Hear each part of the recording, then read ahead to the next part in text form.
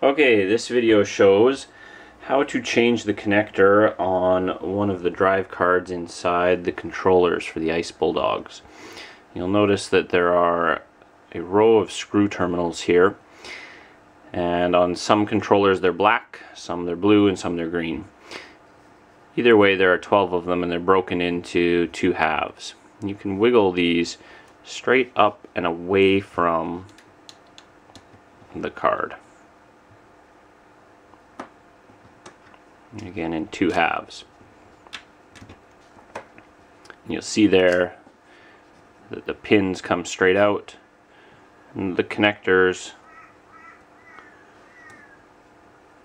go on and off the pins. Often these connectors will wear out over time, especially having been removed or replaced. Even sometimes just the heat and cold will cause them to lose their electrical connection. And what you can do is you can take these connectors off and rotate them 90 degrees. If you have the connector on there like that is the normal way. If you lift them straight off and turn them, they can be put back on like that.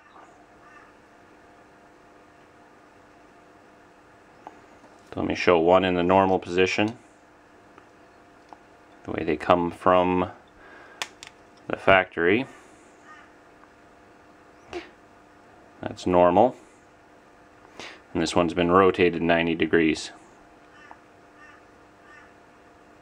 And if you do that to both of them,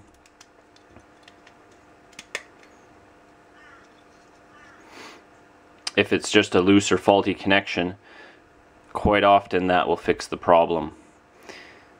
If, however, the card itself is damaged, then you need to order a new one, and you'll do the same thing. You'll just pull the connectors off when the new card arrives, put the new card in, screw the 4 screws in, and then pop the connectors back on.